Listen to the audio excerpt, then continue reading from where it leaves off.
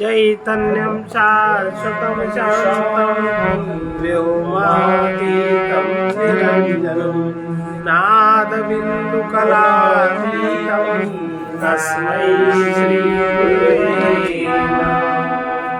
सर्वरूपमयी देवी सर्वं देवी जगत् अतोऽहं विश्वरूपा नमामि परमेश्वरी। हम लोगों ने कल जो पढ़ा था कि कल जो सुन रहे थे कि जो जिसको यथार्थ जीवन जीना जाता है उसका मांगना बंद हो जाता है, उसकी चाह समाप्त हो जाती है। ये पहचान है कि आदमी ठीक से जी रहा है। तो जो उसकी जो काल्पनिक दुनिया है, काल्पनिक दुनिया उतना ही काम करती जितना आवश्यक है, व्यर्थ में कल्पना में नहीं बहता। तो ज्ञानमयी दृष्टि से अगर देखा जाए तो देह आत्मा नहीं है, आत्मा मय देह दिखती है। कल ये सुना था। और मोहमयी दृष्टि से आत्मा ही देह प्रतीत होती है। तो अब हम लोग की मोहमयी दृष्टि है कि ज्ञानमयी दृष्टि? पढ़े लिखे हैं, ऊंचे डिग्री, बहुत प्रौढ़ बुद्धि है, लेकिन ये जो जरा सी बिंदु है, ये बिंदु नहीं हट पाता। और सावधान जब होते हैं तब आत्मा के आनंद की अनुभूति हम समझ पाते हैं। सावधान नहीं है तो आत्मा हुआ करे आनंद स्वरूप है, सबके अंदर है। और कहाँ कहाँ लोग सुख की खोज के लिए भटक रहे, कुछ भी हुआ करे, किसी को कोई मतलब नहीं है। और जो असावधान है वो सुख को ही आनंद मानते हैं, जो कि आनंद का आभास है और वो मिथ्या है। इसलिए थोड़ी थोड़ी देर में देह में है, लेकिन आत्म भाव में स्थिर हो, थोड़ी थोड़ी देर में। इसी का नाम भजन है। आत्म भाव में ठहरे, स्थिर हो, इसी का नाम भजन है, इसी का नाम सुमिरन है। और जब हम आत्म भाव में स्थिर होते हैं तो जगत का आभास नहीं रहता मन में।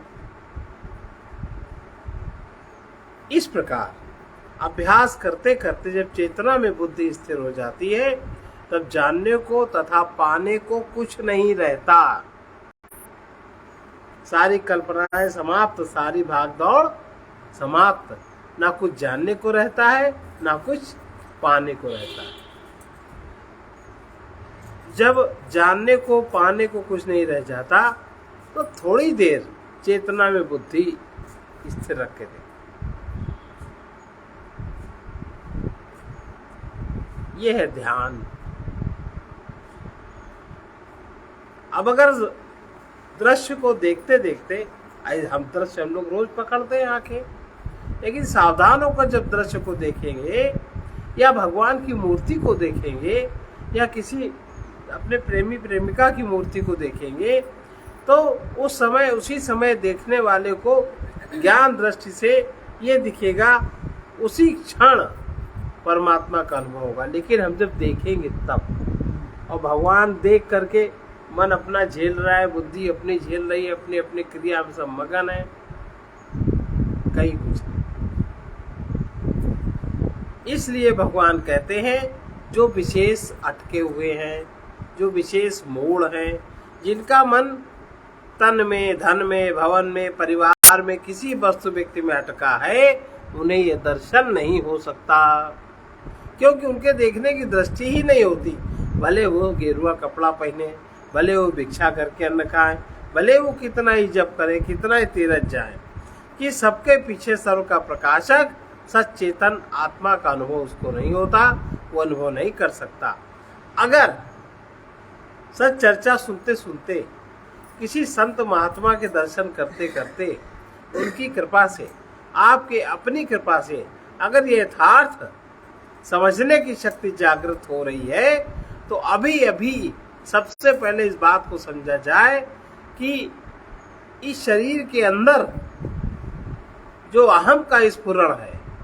ये शरीर ही मंदिर है और अहम का स्फुरण ही देवता की जागृति है। हम लोग क्या करेंगे, अहम वृत्ति को पकड़ ली, उससे आकार जोड़ लिए, अपना अहंकार इतना बड़ा हो गया और जगह जगह परिचय देने लगे, उल्टी गति हो गई। तो जो इस शरीर में अहंग का स्फुरण है, यही परमात्मा का मंदिर है। अहंग स्फुरण में ही उस देवता, उस परमात्मा के दर्शन करो देह रूपी मंदिर में। तब मंदिर दर्शन, भगवान के दर्शन के लिए मंदिर जाने की उतनी जरूरत नहीं रहती।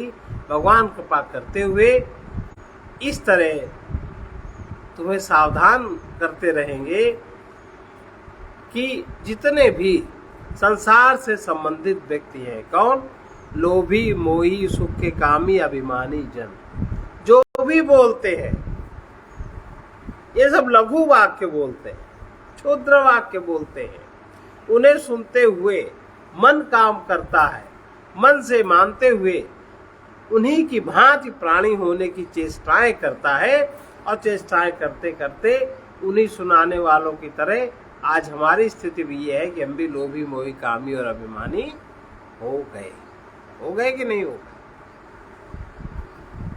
जो संत महात्मा गुरुजन बोलते हैं उन्हें ही गुरुवाणी कहते हैं।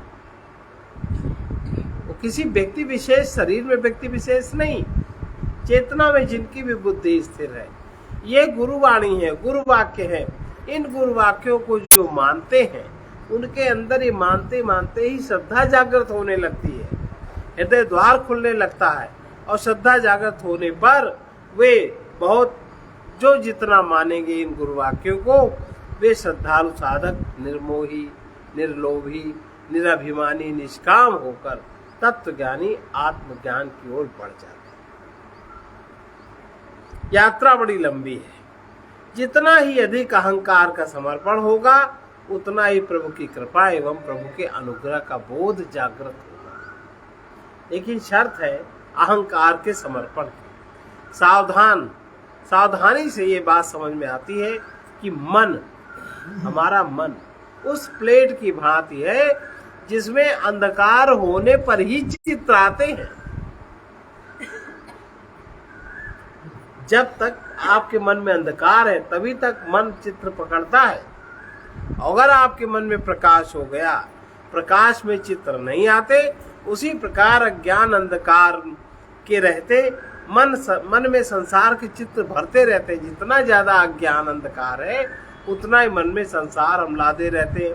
लेकिन ज्ञान प्रकाश के सामने कोई भी चित्र अंकित नहीं होते। इसलिए शुद्ध आत्मज्ञान से विमुख नहीं रहना चाहिए, मन एकदम शुद्ध हो जाता है। जब कभी मंदिर जाने का अवसर मिले, तब वहां भगवान या भगवती के दर्शन करते हुए जब भी कुछ मांगते हैं, तब स्मरण आ जाना चाहिए कि प्रेम भाव से, हृदय से जब दर्शन करते हैं, तब उस सर्वव्यापक परमात्मा या भगवान कृपा करता है। जब हृदय भाव से दर्शन करते हैं, उस अनुग्रह से ही, भगवान की उस कृपा से ही ये सब चीजें सुनने को मिलती हैं। जैसे जैसे अंतःकरण दर्शन करते हुए पवित्र होता जाता है मंदिर में, वैसे वैसे बुद्धि ज्ञान से प्रकाशित होती जाती है। अंतःकरण की पवित्रता का परिणाम है कि जैसे जैसे दर्शन होता जाता, वैसे वैसे बुद्धि ज्ञान से प्रकाशित होती जाती है और अपने आप का दर्शन स्पष्ट होने लगता है। अज्ञान में दर्शन नहीं होता, केवल ग्रहण होता है। सारा अज्ञान केवल ज्ञान प्रकाश से विमुख रहने के कारण है। अंधकार में चलने, दौड़ने, पकड़ने का साहस अज्ञानी मूर्ख लोग ही करते रहते हैं, परंतु पकड़े हुए को देखने का, आत्मनिरीक्षण का एवं परिणाम दर्शन का सुअवसर किसी भगवान की कृपा पात्र, बुद्धिशाली, भाग्यशाली, विवेकी साधक को ही प्राप्त होगा। सबको प्राप्त नहीं होता। इसलिए भगवान ने प्रीतिपूर्वक भजन करने की प्रेरणा दी। भजताम प्रीतिपूर्वकम ददामि बुद्धि योग। जो मुझे प्रीतिपूर्वक भजता है उसको मैं बुद्धि योग देता हूँ। आश्वासन भी दिया, बुद्धि को मोह रहित करने को कहा। भगवान प्रज्ञा को स्थिर करने की साधना बताते हैं। प्रज्ञा के स्थिर होने का महान फल है। भगवान के इस उपदेश संदेश को लाखों श्रद्धालु मंदिरों में दर्शन करते हुए नहीं मानते, नहीं पढ़ते, नहीं सुनते, इसीलिए उनको जीवन में भक्ति मुक्ति का लाभ नहीं होता। इसलिए परम गुरु भगवान तो कहते हैं कि अविनाशी आत्मा जिन शरीरों में प्रकाशित हो रहा है वो सभी शरीर आदि अंत वाले हैं। फिर भी भगवान को मानने वाले लाखों नर नारी उन्हीं विनाशी शरीरों में ही आसक्त हैं, उन्हीं की प्रीति में आसक्त हैं, उन्हीं के मोह में डूबे हैं और उन्हें निरंतर बने रहने की प्रार्थना भगवान के मंदिरों में करते रहते हैं और मृत्यु के भयवश अविनाशी चेतन आत्मा को भूले रहते हैं। यह है कि एक दशा। अब कहाँ से भगवान कृपा करेंगे? मति तो एकदम उल्टी है। इसलिए जो लोग अविनाशी चेतन आत्मा के निर्णय को बार बार स्मरण करें, इस विनाशी देह में अविनाशी चेतन आत्मा को बार बार स्मरण कर जिसे बुद्धि में यह दृढ़ निश्चय हो जाए कि ये देह विनाशी है, इसमें रहने वाला चेतन आत्मा अविनाशी मैं हूँ, शरीर के नष्ट हो जाने पर भी मैं सदा रहूंगा, मैं परमात्मा का ही हूँ, परमात्मा से निरंतर मिला हूँ, कभी भिन्न हो ही नहीं सकता, मैं परमात्मा की आत्मा हूँ, मेरे बाहर भीतर ऊपर नीचे परमात्मा ही है, वही हम मैं है। इसलिए सावधान किया जाता है बार बार कि अपने में जिसे रखकर मेरा कहते हो उसका विनाश होना ही निश्चित है, और अपने को जिसमें रखकर मैं कहते हो उसका ह्रास होना निश्चित है। इस बात को ठीक तरह से समझ लेना चाहिए। जिसे कभी छोड़ा नहीं जा सकता, जिसे हम छोड़ नहीं सकते, जिसे हम खो नहीं सकते, वही जीवन है, वही सत्य है। और संसार में चाहे जितने बार जो कुछ भी मिले सब छूटेगा, रह नहीं सकता। चाहे भगवान से जितनी प्रार्थनाएं की जाए, जो नित्य रहेगा वही सब चेतन और आत्मा है। पलटू दास जी क्या कहते हैं? पलटू सातपुरी हम देखिया, सातपुरी हम देखिया, देखे चारों धाम, देखे चारों धाम, देखे चारों धाम, सबन माँ पत्थर पानी, देखे चारों धाम, सबन माँ पत्थर पानी। कर मन के बल पड़े मुक्ति की राह बुलानी, के बल पड़े मुक्ति की राह बुलानी। चलत चलत पग थके छीन भई अपनी काया, चलत पग थके छीन भई अपनी काया। काम क्रोध नहीं मिटे बैठ कर बहुत नहाया, काम क्रोध नहीं मिटे बैठ कर बहुत नहाया। ऊपर डाला धोए मैल दिल बीच समाना, धोए मैल दिल बीच समाना। पाथर में गए भूल संत का मरम न जाना, पाथर में गए भूल संत का मरम न जाना।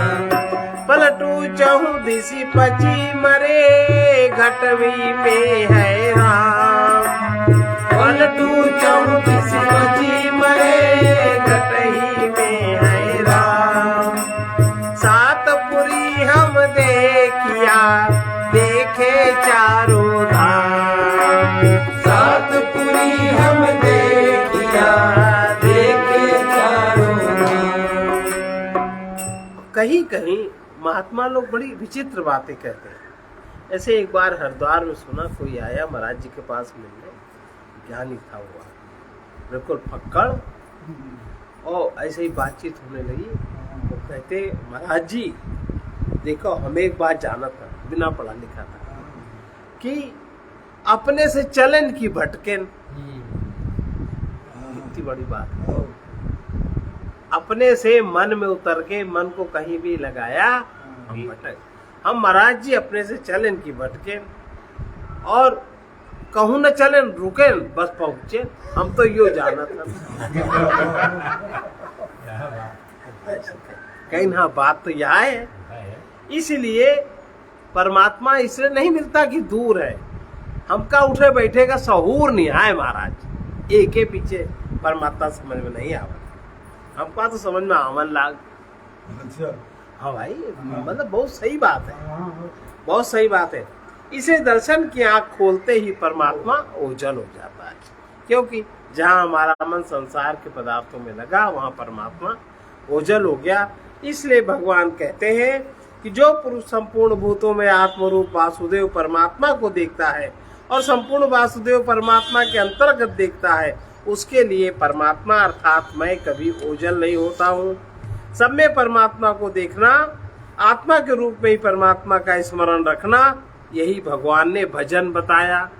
लाखों साधक माला में नाम जपने को, भगवान से संबंधित गीत गाने को ही भजन मानते हैं। ये सभी की मान्यता है। भगवान स्पष्ट कहते हैं कि जो नाशवान नहीं है, अक्षर है, जो जड़ नहीं है, नित्य चेतन स्वरूप है, जो विनाशी जीवात्मा से भी उत्तम है, इस सत परम तत्व को जानकर सर्वभाव से ज्ञानवान परमात्मा को ही भजता है। लेकिन कब तक के भजन नहीं हो पाता? जब तक लोक वासना है, जब तक शास्त्र वासना है, जब तक देह वासना है। जो संसार में अपने को सर्वोपरि श्रेष्ठ दिखना चाहता है, जो सर्वोपरि वेद शास्त्र का ज्ञानी विद्वान होना चाहता है, या सर्वोपरि सुंदर देह को सुरक्षित रखना चाहता है, तब तक आत्मज्ञान प्रकाशित नहीं होता। भगवान और भी बात कहते हैं। भगवान के मतानुसार कोई वेद शास्त्र को कंठस्थ कर ले और जगत भर का गुरु बन जाए, शास्त्रार्थ में विश्व विजयी हो जाए, कथा प्रवचन से हजारों श्रोताओं को सम्मोहित कर ले, लेकिन जब तक भीतर अभिमान है, दम्भ है, या तन से वाणी से अपने सुख के लिए किसी प्राणी को दुख पहुंचाता है, जब तक क्रोधी लोभी है, कहीं आसक्त है, गुरोपासक नहीं है, अंतःकरण में चंचलता है, अहंकार है, तथा जब तक दुखी होने पर अपने दोषों को नहीं देखता, वस्तु से ममता है, मन में बुद्धि में विषमता है, अनेक में प्रीति है, एकांत से भी नहीं है, आत्मा के ज्ञान में बुद्धि जिसकी स्थिर नहीं है, देहादिक पदार्थों में ममता है, तब तक ज्ञान में जागृत नहीं हो सकता। और अनेक बार हानि का, अप्राप्ति का दुख होता ही रहता है।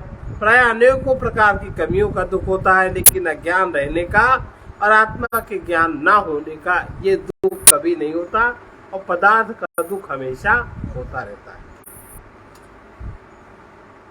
हम अपने शरीर को सुंदर वस्त्रों से, बालों को, हाथ पैर को, लोटा थाली गिलास को, रहने के स्थान को मलिन देखकर दुखी होते हैं, लेकिन उन्हें शुद्ध करने का दृढ़ संकल्प होता, शुद्ध कर लेते। लेकिन हमारा मन मलिन है, हमारे मन में दंभ, छल, कपट, अहंकार, क्रोध है, ये जानते समझते हुए भी किसी को दुख नहीं होता। हमारा चित्त शुद्ध है, बुद्धि मोह रूपी कीचड़ से सनी है, इसका दुख कभी नहीं होता। जब इसका दुख नहीं होता तो इसको कोई गुरु भगवान दूर क्यों करे? क्यों करे? तुम जो चाहोगे वही तो तुम्हें मिलता है, परमात्मा वही देता है, तो तुम चाहते ही नहीं। कभी कभी मंदिरों में कोई भी अज्ञान से दुखी होकर अध्यात्म ज्ञान की प्राप्ति के लिए, बुद्धि की शुद्धि के लिए कोई प्रार्थना नहीं करते। इसीलिए सदग्रंथों का पाठ करते हुए, सब सद उपदेशों का, संत सम्मेलनों का प्रभाव मन पर पड़ता है। मन अच्छे सुंदर वचन बोलने लगता है, सम्मोहित करने लगता है, परंतु बुद्धि ज्यों की त्यों वासना से सनी हमारी बनी रहती है। हमारी बुद्धि वासना से रहित हो जाए, हम कभी सोचते ही नहीं, हम कभी ये बात चाहते ही नहीं, तो भगवान उस चीज को क्यों कर देंगे? इसलिए भगवान ने भक्ति चाहने वालों को सबसे पहले बुद्धि को विशेष शुद्ध करने की शर्त रखी। बुद्धया विशुद्धया युक्तो, पहली शर्त रखी। लेकिन गीता में वाक्य पढ़ते पढ़ते बहुत वर्ष के बरस बीतते हैं, कौन ऐसा है जो बुद्धि को शुद्ध करने का संकल्प किसी के अंतर्गत हो? देखो, इसमें हंसने की बात इसलिए नहीं है कि हम सब कितने असावधान, कितने अज्ञान में, हम जब भगवान, हमें जब पता ही नहीं है और भगवान से चीज चाहेंगे ही नहीं, अंदर से भी नहीं चाहेंगे, उस पथ में हमारी यात्रा ही नहीं होती। हम जहां के तहां अटके। जैसे मरने के बाद नहीं कोई जीवात्मा कहीं अटक जाता है, तो कोई इस खंबे में बना रहा है 10 साल तक, अटक जाता है। मरने के बाद कोई प्राणी यहाँ बैठ जाए, कौन बैठा रहा 10 साल तक, वो कहीं जाए ना। कभी कभी तो किसी पेड़ से कोई चिपक जाता है, पेड़ में ही बना रहता है, वो कहीं नहीं जाता। वो किसी शरीर को पकड़ लेता है, कहीं नहीं जाता वो। इस प्रकार हम अनेक लोग सावधान होकर यह भी नहीं देखते कि जो कर्म से मिलेगा, जो कभी मिलेगा, जगत में जो मिलेगा वो भी कभी मिलेगा, लेकिन परमात्मा का जो कुछ भी हो तो अभी मिला है। कोई बिरला ही विवेकी ही सावधान होकर देख पाता है। जो नहीं मिला है उसका चिंतन करते हैं, और जो गुरुदेव सावधान करते हैं कि ज्ञान में तुम अभी अभी देखो ऐसा क्या क्या मिला है जो तुमने नहीं बनाया। अभी है देह, अभी है प्राणों की गति, अभी है शक्ति, अभी है मन चित्त बुद्धि अहंकार, अभी है इंद्रियां, अभी है जीवन, अभी है अज्ञान, अभी है ज्ञान, अभी है बंधन, अभी है मुक्ति, अभी है संसार, अभी है आत्मा, अभी है अहंकार, अभी है परमात्मा। जो अभी है उसे अभी ही देखना है, और जो अभी नहीं है उसको अभी नहीं देखना है। आत्मा तो नित्य निरंतर परमात्मा में ही है, लेकिन ये देह हमेशा संसार में है, संसार की है, संसार में ही समाप्त होनी है। इस सत्य को समझ के आचरण में लाना चाहिए। जब तक अगर हम अपने जीवन में भक्ति की आवश्यकता समझते हैं, तब हम अपने को दृष्टा किस प्रकार है ऐसा जानना चाहिए, और कर्ता भोक्ता अहंकार को समझना चाहिए, और दृश्य को देखना और बीच बीच में देखने वाले को भी देखते रहना चाहिए। चेतना ही दृष्टा है, यहाँ तक समझ पहुंचनी चाहिए। चैतन्य को किसी वस्तु से जोड़ देने पर अहंग के आकार बने, मिलावट ही अशुद्धि है। अहंग में आकार जुड़ गए, यही अशुद्धि हो गई, और यही अहंग वृत्ति बन गई। अहंग वृत्ति से ही शुरू हुआ था, यही अहंग वृत्ति बन गई, और हमारी अहंग स्फूर्ति समाप्त हो। अब करना क्या है? अब कुछ ना बनो, कोई बनाए तो भी ना बनो। तो द्वंद्वातीत, नाम रूपातीत चेतन तत्व परमात्मा ही शेष रहेगा। जब हम कुछ नहीं अंदर से बनते, वही असंग है, निराकार है, विश्व मात्र का साक्षी है। जब तक हम अपने को कुछ मानते हैं, तब तक भय, चिंता, दुख से बच नहीं सकते। मन की मान्यताओं को अस्वीकार करके देखना है कि हम अभी हैं, नित्य हैं और मुक्त हैं। असंगो से निराकार, विश्व साक्षी सुखी भाव। अभी जो अपना स्वरूप है, असंगो से निराकारो, विश्व साक्षी सुखी भाव। अभी कुछ समय तक संग रहित होकर, आकांक्षा छोड़कर, निराकार होकर, सर्व साक्षी होकर सह सुख का अनुभव कर सकते हैं। ये अष्टावक्र जी कहते हैं। भूमि आकाश सब मिले हुए प्रतीत होते हैं, परंतु कभी मिल नहीं सकते। इसी प्रकार जड़ देह चेतन आत्मा मिले हुए एक ही प्रतीत होते हैं, परंतु कभी मिले ही नहीं। एको विशुद्ध बोधो अहमिति, एको विशुद्ध बोधो अहमिति। ऐसा निश्चय करो कि मैं एक हूँ, विशुद्ध चेतन हूँ, अबोध स्वरूप। प्रकाश सभी को प्रकाशित करता है, लेकिन सबसे असंग रहे। जो ही कुछ हम बने नहीं कि पराधीन हुए नहीं। बनने के कारण ही शोक, मोह, भय, क्रोध, राग, द्वेषादि दोषों से ग्रसित होना पड़ता है। अभी अभी देखे मन चंचल है, शरीर प्राण गतिशील है, लेकिन चेतन, इसी में चेतन अचल है ना। अचल चेतन आत्मा साक्षी है, व्यापक है, सब में पूर्ण है, अद्वितीय है, मुक्त है, निष्क्रिय, असंग, निष्प्रिय, शांत है। भ्रम के कारण संसारी प्रतीत होता है। मनोमय अहंकार ही सुखी दुखी होता है। तुम ज्ञान स्वरूप हो, इसलिए चाहे जब चाहे अहंकार ओढ़ लो, बंधन में पड़ जाओ, चाहे जब चाहो जब असंग हो जाओ, मुक्त हो जाओ। माया परमात्मा की अद्भुत शक्ति है, चाहे तो बंधन को बढ़ा लो, चाहे तो अभी अभी मुक्त होकर अपने को अनुभव कर सकते हो। लाख बार में समझो चाहे एक बार में समझो, सत्य बात यह है कि हम परमात्मा से अलग हैं, परंतु हो नहीं सकते। हम परमात्मा से अलग हैं मानते हैं, लेकिन हम हो नहीं सकते।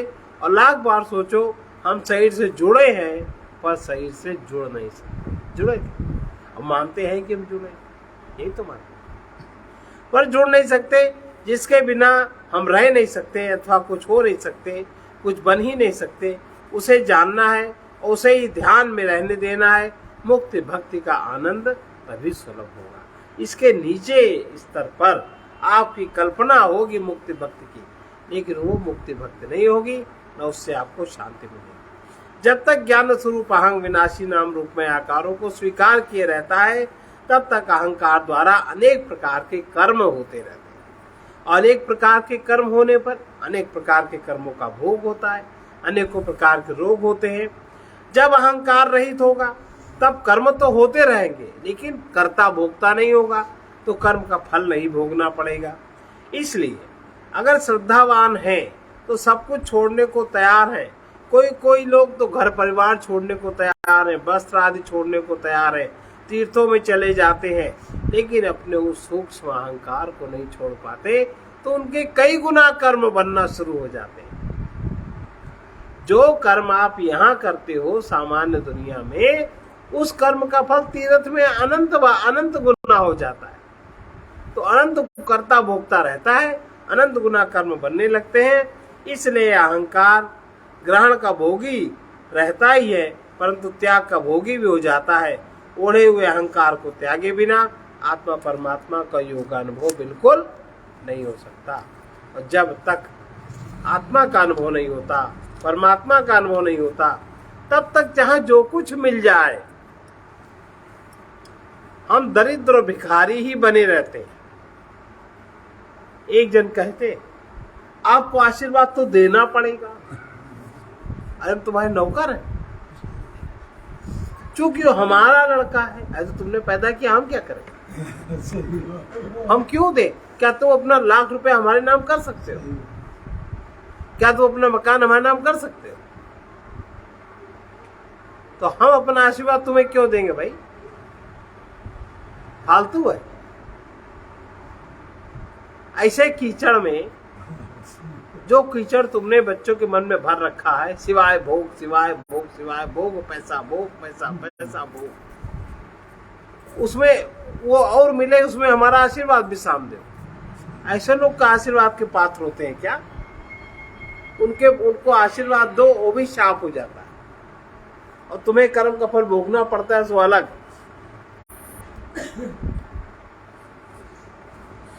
सदगुरु उपदेश करते हैं कि भगवान को अपना सर्वस्व मानते हुए भगवान के परम हितकारी वचन भी मानना चाहिए, और जब तक हम उनके वचन नहीं मानते तब तक हमें उनकी कृपा का अनुभव नहीं होता।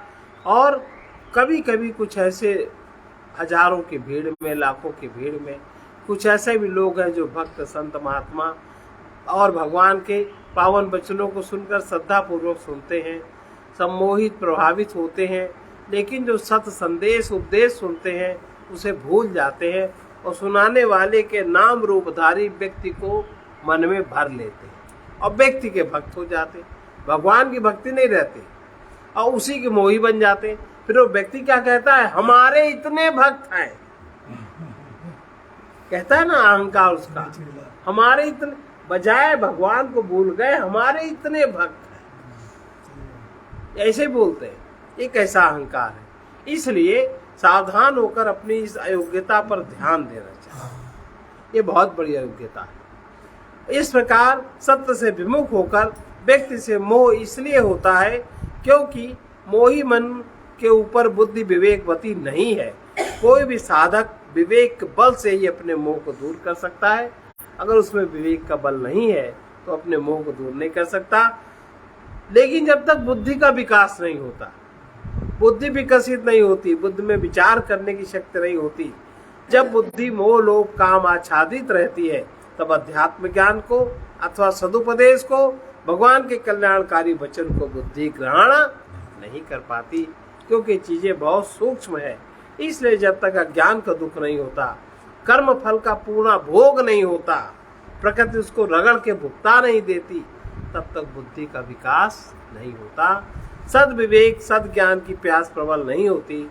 और जब तक भगवत वाक्य गुरु वाक्य ऊसर में बोए हुए बीज की तरह कुछ काम नहीं करते। बड़े से बड़े भगवान आके चले गए, क्या दशरथ का मोह मिटा पाए? बड़े से बड़े भगवान कृष्ण इतना घूमे, कभी महाभारत तो समार पाए? क्या कर पाए? ममता रत सन ज्ञान कहानी,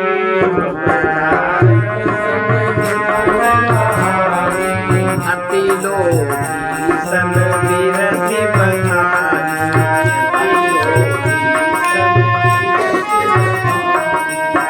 क्रोधी समकामी हरि कथा, क्रोधी समकामी हरि कथा, ऊसर बीज भये फल जथा, ऊसर बीज भये फल जथा। आज के जमाने में, आज के समय में हजारों उपदेशक हैं, जो नहीं सो भागवत, जो नहीं सो भागवत, सकल बनी है टेढ़ी मेढ़ी, जरा सी पवित्रता नहीं दिखती, पवित्रता नहीं झलकती, हे करके बोलते हैं भागवत के वक्ता हैं। अब माइक लगा लिया, भीड़ हो गई इकट्ठी, पर्चे वर्चे छप गए, तो उपदेशक गुरुजन हजारों हैं, लेकिन अधिकारी जिज्ञासु श्रोता हजार में एक मिल जाए बहुत मुश्किल है, कहने वाला भी मिल जाए वो भी बहुत मुश्किल है। इसलिए भगवान को मानने वाले, संत महात्माओं के मानने वाले, के प्रति श्रद्धा रखने वाले, गुरुदेव भगवान को के तन मन धन से सेवा करने वाले, रामायण गीता पढ़ने वाले, भागवत आदि धर्म ग्रंथों को पढ़ने सुनने वाले, तीर्थों अथवा मंदिरों में आस्था विश्वास रखने वाले, संत सम्मेलन में सच चर्चा सुनने वाले, भगवत नाम जप संकीर्तन आदि करने वाले, हजारों के बीच में एक दो अगर श्रद्धालु मिल जाएं तो बहुत आश्चर्य की बात है। कोई श्रद्धालु नहीं है। बड़े पुण्य के संयोग से, छोटे मोटे पुण्य हम लोग करते नहीं, पुण्य नहीं करते, बिल्कुल नहीं करते। हमारे पास कोई आएगा, कोई कहें कि उसका लड़का भी नौकरी में लग गया, 2 लाख 3 लाख का पैकेज महीने में, हमारी पेंशन 70,000 और हमको देता है 200 रुपया।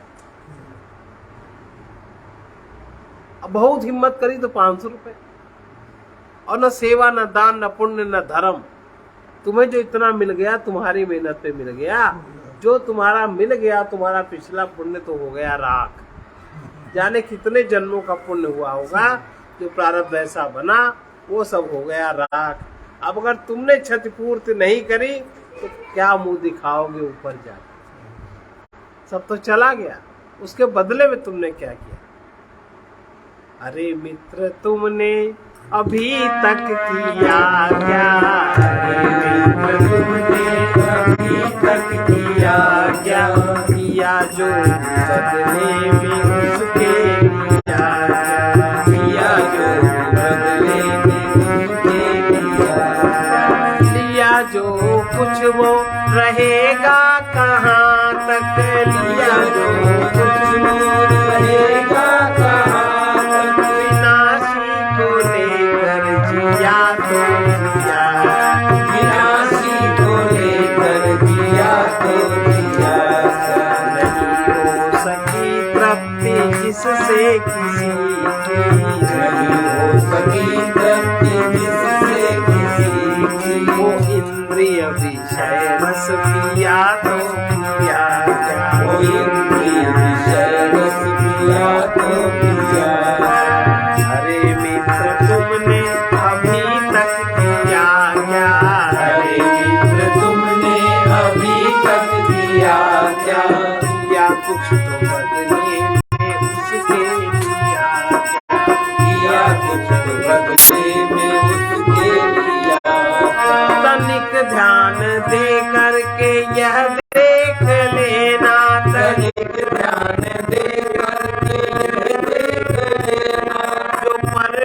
परलोक में बिन सके वो दिया, जो परलोक में बिन सके वो दिया, या जो भी कुछ रहेगा कहाँ तक दिया, जो भी कुछ रहेगा कहाँ तक, विनाशी या तो दिया, विनाशी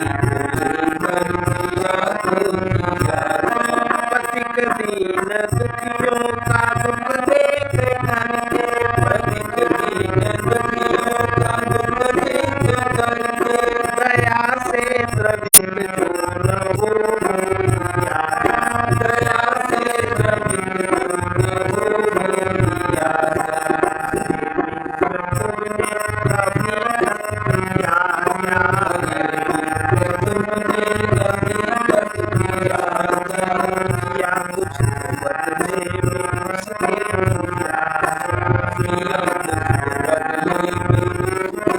इसलिए बड़े पुण्य के संयोग से अहंकार श्रद्धा पूर्वक कहीं कहीं झुकता हुआ दिखाई देता है, कहीं कहीं यही अहंकार कब जब प्रेम से कभी पसीजेगा, जब पिघलेगा, अंत में गुरु की उपासना से जब मिलेगा यह अहंकार, तब अहंकार की वासनाएं ही उपासना में बाधक बनती, तब वो वासनाएं क्षीण होगी।